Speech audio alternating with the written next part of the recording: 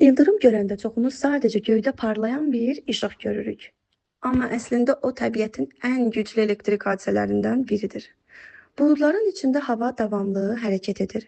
Su damcıları və buz hissəcikləri bir-biri ilə toqquşduqca onlar arasında elektron mübadiləsi baş verir. Nəticədə bəzi hissəciklər müsbət, bəziləri isə mənfi yüklənir. Bir müddət sonra buludun yuxarı hissəsində əsasən müsbət, aşağı hissəsində isə mənfi yüklər toplanmağa başlayır.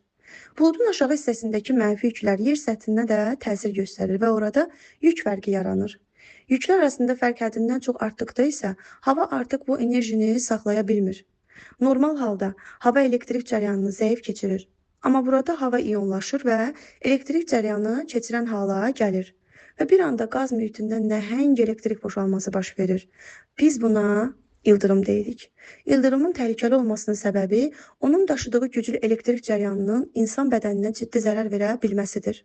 Məhz buna görə ildırım zamanı ağac altında dayanmaq, açıq sahədə qalmaq təhlükəlidir. Amma maraqlısı budur ki, ildırımın elə bir tərəfi də var ki, çox insan bunu bilmir. Bəzi hallarda o təbiət üçün faydalı proseslərə də səbəb olur. Bunu isə növbəti videoda danışacağım. İzləmədə qalın.